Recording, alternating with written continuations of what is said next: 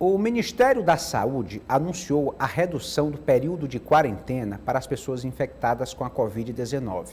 A partir de agora, o isolamento exigido é de no mínimo 7 dias para pacientes com capacidade para produzir anticorpos, como os vacinados, que tenham apresentado sintomas leves ou moderados da doença. Sobre o assunto, nós vamos conversar com a doutora Stephanie Scheib, advogada. Doutora, boa tarde, seja bem-vinda. Boa tarde, obrigada. O que isso representa? É uma conquista importante? A gente sabe que a pandemia ainda é uma realidade e que adaptações são necessárias. Então, apesar da redução feita pelo Ministério da Saúde, né, ela é uma orientação básica. O que deve prevalecer ainda na prática é a conduta médica, né? Aquele cidadão que está com a Covid, ele vai procurar o atendimento médico, ele vai ser testado, né, para saber se efetivamente é a Covid. A gente vive paralelo a isso um surto também de influenza. E o médico é que vai passar as orientações, porque vai variar muito os sintomas que a pessoa está sentindo, né? Inclusive a própria atividade laboral. Então, essa diretriz do Ministério da Saúde, ela é uma diretriz básica, mas no caso concreto, quem vai definir os dias de afastamento será o médico. É interessante que não basta decidir pela relação patrão-funcionário, precisa ter sempre algum tipo de atestado, de receita, para comprovar, seja qual tipo de tratamento for. Esse período, ele tem que ser respeitado sempre conforme a orientação médica. Perfeito, exatamente.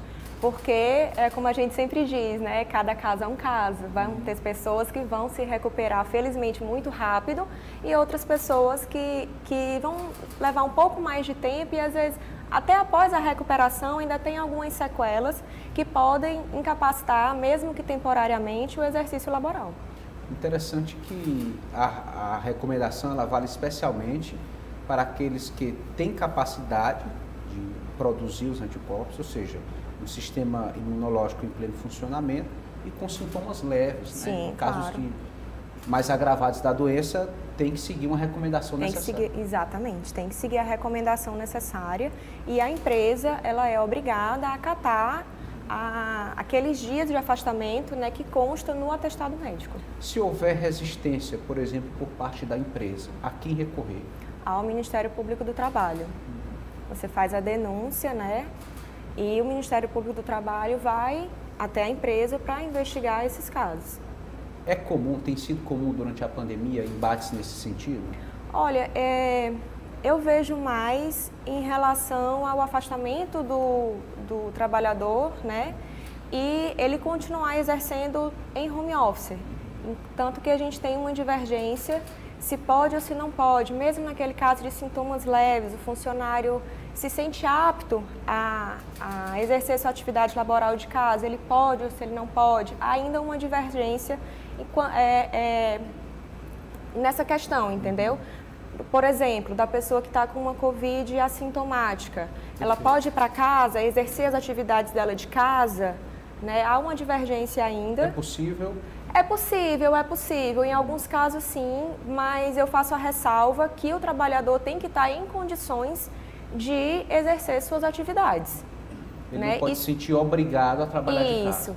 E, obviamente, se mudar o quadro, né, porque eu posso estar bem hoje, amanhã acordar com febre, com uma indisposição, comunicar à empresa, né, que mudou o quadro e, obviamente, esse trabalhador vai procurar um serviço de atendimento de saúde, até para ele ser orientado, porque mudou o quadro dele. Interessante que o isolamento de um trabalhador diz respeito não só a um cuidado com aquele trabalhador, mas com toda a empresa, os colegas, né, os ambientes de trabalho. Perfeito, com todo o ambiente de trabalho. Inclusive, a gente tem que lembrar que a empresa, né, o empregador, ele é o responsável pelo ambiente de trabalho saudável, pela segurança do trabalhador. Né? Então, não é, vamos dizer assim, uma faculdade da empresa. Não, ela tem o dever de promover a segurança e de cuidar do meio ambiente de trabalho. Acredito que, em todo caso, deve prevalecer o consenso, uma boa conversa, entendimentos de ambas as partes. Né? Com certeza, bom senso, consenso, né? E entender, até também naqueles casos, a própria empresa ela já tem que estar preparada né, para lidar com diversos tipos de casos. A gente já está há 2 anos em pandemia, né? Então, por exemplo, a empresa já tem que ter a postura dela, como que ela vai lidar, caso não seja aquele trabalhador com Covid, mas seja a esposa, seja o marido, seja o filho, né? De isolar aquele trabalhador quando possível, de colocar em teletrabalho. Essa é a recomendação, né? Hoje a gente vive uma transmissão comunitária, né? Então qualquer pessoa pode ser o vetor. Ele pode não estar positivo para a Covid, mas ele pode terminar levando o vírus para o ambiente de trabalho.